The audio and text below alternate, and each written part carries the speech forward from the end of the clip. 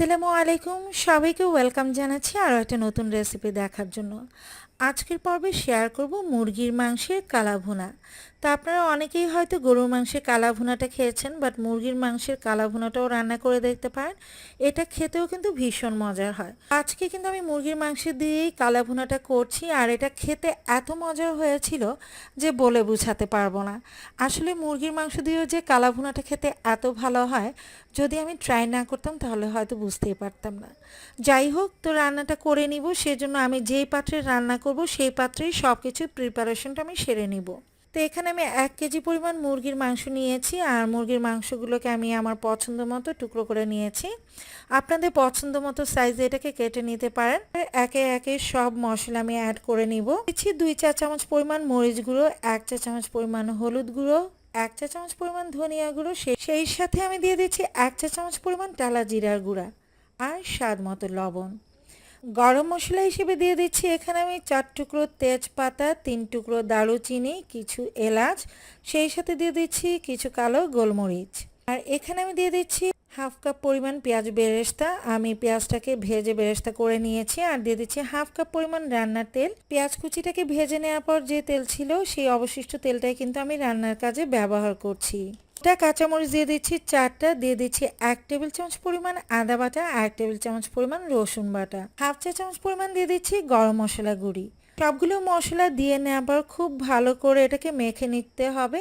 তো আমি হাত দিয়ে খুব ভালো করে এটাকে মেখে নিচ্ছি। মাখানোটা যত ভালোভাবে হবে ততটাই কিন্তু কালা ভুনার স্বাদ বেড়ে যাবে।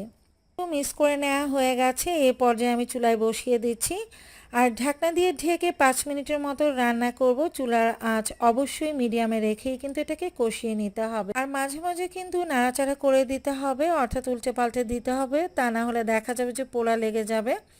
তো কষানোটা যখন হয়ে যাবে খুব ভালো করে এটাকে ভাজা ভাজা করে কিন্তু কষিয়ে নিতে হবে। তো সে পর্যায়ে আমি দিয়ে দিচ্ছি পরিমাণ মতো পানি।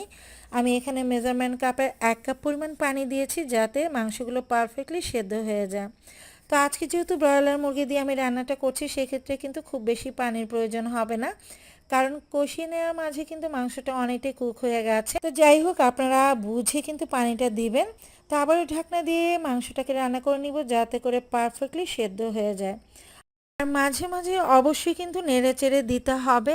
আমি প্রায় 15 থেকে 20 মিনিটের মতো রান্না করে নিয়েছি। এর মধ্যে মাংসগুলো পারফেক্টলি সেদ্ধ হয়ে গেছে, আর ঝোলের পরিমাণও কিন্তু অনেকটাই কমে গেছে। এই কালা ভুনাটা কিন্তু ঝোল ঝোল রাখা যাবে না।